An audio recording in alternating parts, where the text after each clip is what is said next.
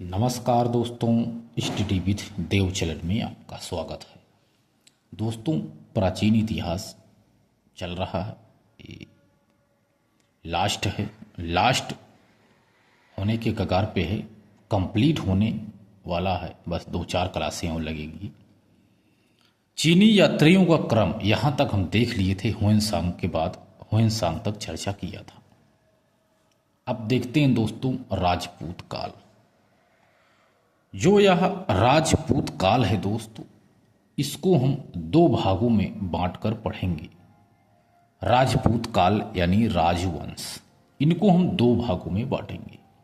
पहला, उत्तर भारत के प्रमुख राजवंश, उत्तर भारत के प्रमुख राजवंश और दक्षिण भारत के प्रमुख राजवंश, 2 भागों में बांटेंगे।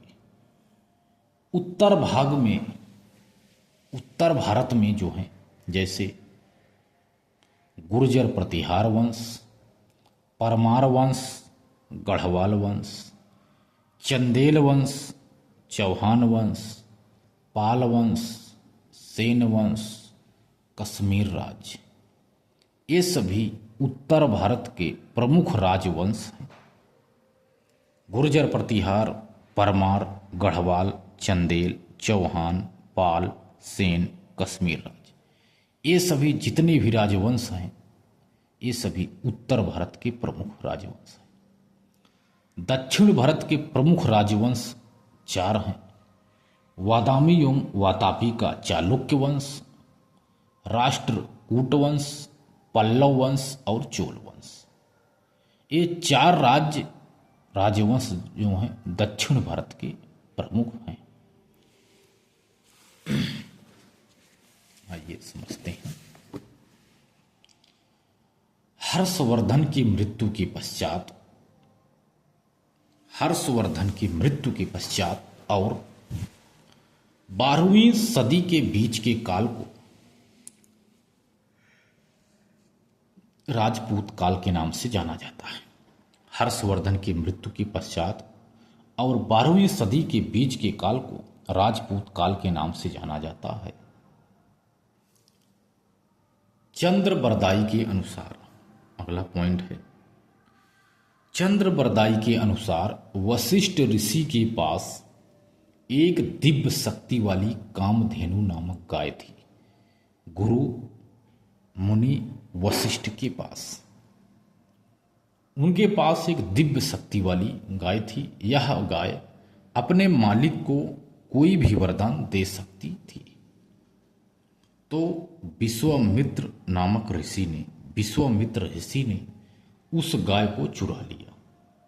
जब गाय को चुरा लिए, इससे वशिष्ठ ऋषि क्रोधित हुए और गाय को प्राप्त करने के लिए अबू धाबी यानी आबू पर्वत, अबू धाबी नहीं, आबू पर्वत पर यज्ञ किया।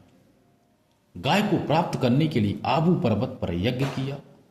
उनके तप से नायक उत्पन्न हुए, यानी हीरो उत्पन्न हुए। नायकों ने विश्वामित्र को हराकर वशिष्ठ ऋषि को पुनः गाय को लौटा दिया।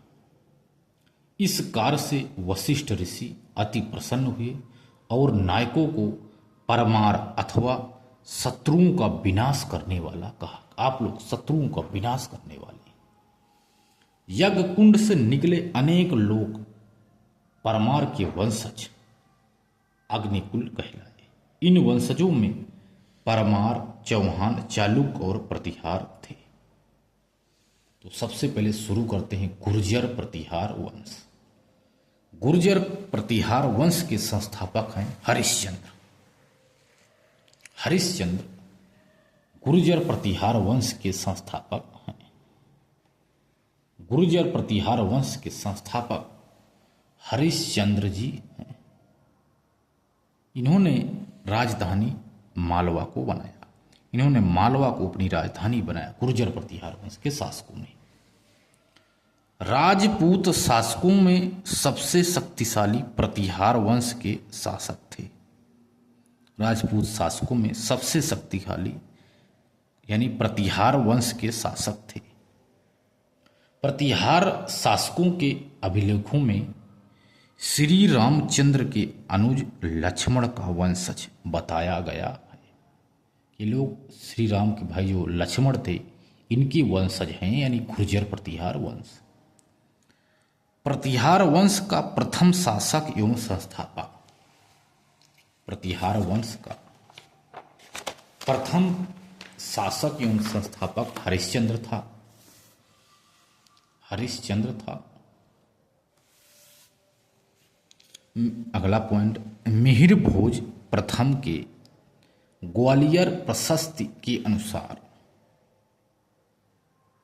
मिहिर भोज प्रथम के ग्वालियर प्रशस्ति के अनुसार गुर्जर प्रतिहार वंश का संस्थापक नागभट्ट प्रथम था। मिहिर भोज ने कहा कि गुर्जर प्रतिहार वंश का जो संस्थापक है हरिश्चंद्र नहीं है, वह नागभट्ट है।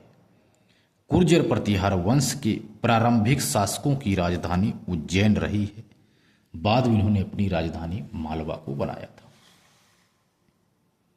नागभट्ट प्रथम के विषय में, नागभट्ट प्रथम के विषय में ग्वालियर प्रशस्ति से जानकारी मिलती है कि नागभट्ट प्रथम ने अरबी आक्रमणकारियों को पराजित करके, जो अरब के लोग आक्रमण किए थे, तो अरबी आक्रमणकारियों को पराजित करके पंजाब को सुरक्षित किया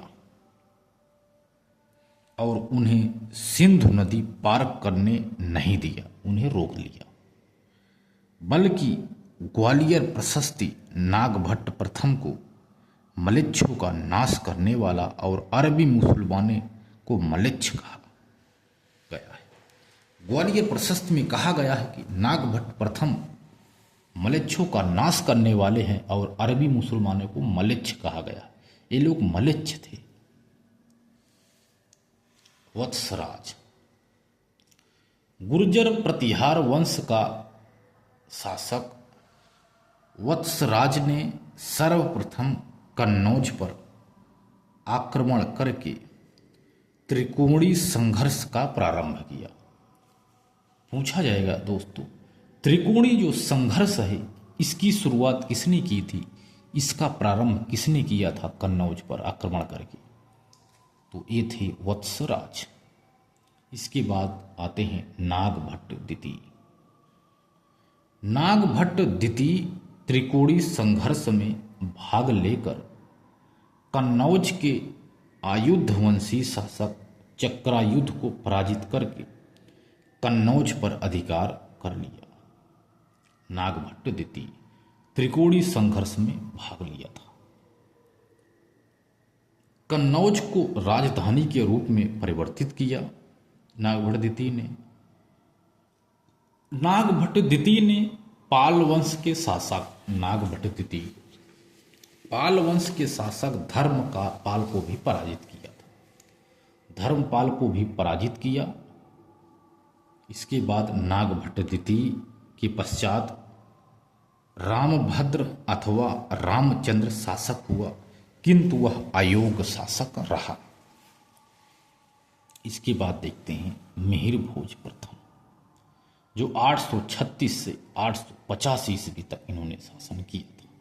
मिहिर भोज प्रथम, मिहिर भोज प्रथम ने उपाधि धारण किया था आदिवराह एवं प्रभास का। प्रभास एवं आदिवराह की उपाधि धारण करने वाला मिहिर भोज प्रथम है। सिक्के, मिहिर भोज प्रथम ने वराह शैली के सिक्के जारी करवाया था। मिहिर भोज ने प्रथम ने वराह शैली के सिक्के जारी करवाया था। मिहिर भोज की राजधानी थी कन्नौज। धर्म की बात की जाए तो मिहिर भोज वैष्णव धर्म का अनुयायी था। मिहिर भोज वैष्णव धर्म का अनुयायी था। मिहिर भोज प्रथम गुर्जर प्रतिहार वंश का सबसे प्रतापी शासक था। उसने त्रिकोणीय संघर्ष में भाग लेकर कन्नौज पर अधिकार कर लिया और कन्नौज से स्थानांतरित करके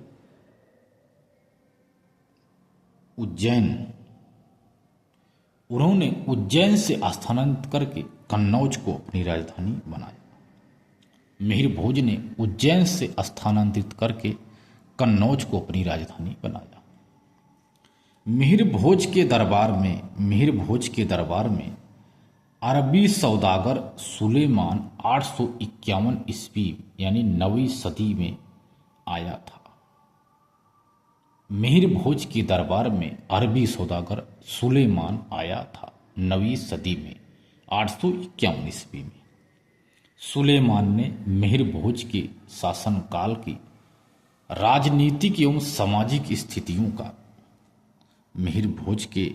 सुलेमान ने मिहिर भोज के शासनकाल की राजनीतिक एवं सामाजिक स्थितियों का वर्णन किया। उसने मिहिर भोज प्रथम को मुसलमानों का घोर शत्रु कहा कि मिहिर भोज मुसलमानों के घोर शत्रु हैं और कन्नौज नगर को समृद्ध नगर बताया। कन्नौज नगर को कहा कि एक समृद्ध नगर है। सुलेमान ने कहा कि मिहिर भोज की सेनाओं में घुड़सवार सेना सबसे शक्तिशाली थी। मिहिर भोज की सेनाओं में घुड़सवार सेना सबसे शक्तिशाली थी।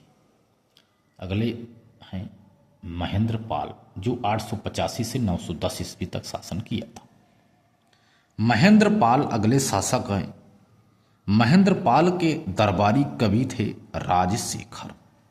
महेंद्र पाल के दरबारी कवि राजशेखर थे। महेंद्र पाल ने कन्नौज पर अपना अधिकार बनाए रखा। कन्नौज के साथ साथ बिहार और बंगाल को भी अपने अधीन कर लिया था महेंद्र पाल ने। महेंद्र पाल प्रथम के दरबार में राजशेखर नामक कवि निवास करते थे। राजशेखर नामक कवि महेंद्र पाल के दरबार में निवास करते थे। उन्होंने काव्य मीमांसा, कर्पूर मंजरी, विद्यशाल भंजिका, बाल रामायण और बाल महाभारत जैसे ग्रंथों की रचना किया। राजशेखर ने काव्य मीमांसा, कर्पूर मंजरी, विद्यशाल भंजिका, बाल रामायण और बाल महाभारत जैसे ग्रंथों की रचना की। इसके बाद आते हैं महिपाल प्रथम। महिपाल प्रथम 913 से 944 ईस्वी तक शासन किए थे। महिपाल प्रथम का दरबारी कवि था राजशेखर। चाहे महेंद्र पाल हो चाहे महिपाल हो, दोनों लोगों का राजशेखर दरबारी कवि था। विदेशी यात्री अल-मसूदी 10वीं सदी में 915 से 16 ईस्वी में महिपाल प्रथम के शासनकाल में आया था। महिपाल प्रथम के शासनकाल में बगदाद का यात्री अल-मसूदी 9 से 15-16 ईस्वी में यानी 10वीं सदी में भारत आया। महिपाल प्रथम के शासनकाल में अल-मसूदी आया था। उसने गुर्जर प्रतिहार वंश को अल गुर्जर और गुर्जर प्रतिहार वंश के शासकों को बौरा कहा कि कहा जो यह गुर्जर प्रतिहार वंश है या अल गुर्जर वंश है और गुर्जर प्रतिहार वंश के जो शासक हैं ये बौरा हैं, अल-मसूदी ने कहा। अल-मसूदी कन्नौज से बंगाल चला गया। उस समय बंगाल में पाल वंश के शासक महिपाल प्रथम का शासन था। वहां महिपाल के शासन दरबार में गया था। अल-मसूदी ने बताया है कि पाल वंश के शासक बौद्ध धर्म के अनुयायी थे। पाल वंश के शासक बौद्ध धर्म को मानते थे। महिपाल प्रथम के पश्चात गुर्जर प्रतिहार वंश का पतन प्रारंभ हो गया। महिपाल के बाद 1008 ईस्वी में गुर्जर प्रतिहार वंश का शासक राजपाल ने महमूद गजनबी का प्रतिरोध किया था। 1008 ईस्वी में गुर्जर प्रतिहार वंश का शासक राजपाल था इन्होंने महमूद गजनबी का विरोध किया था। महमूद जो गजनबी था था, उनका विरोध किया था। तो बगैर ही उनकी यानी उसकी अधीनता को स्वीकार कर लिया था, युद्ध किए। इससे नाराज होकर चंदेल वंश का शासक विद्याधर ने संघ बनाकर राज्यपाल की हत्या कर दिया और गुर्जर प्रतिहार वंश का अंतिम शासक यशपाल था। यशपाल गुर्जर प्रतिहार वंश का अंतिम शासक था। इसके बाद देखेंगे दोस्तों परमार वंश। तो दोस्त मिलते हैं और एक बेहतरीन क्लास में, तब तक के लिए धन्यवाद।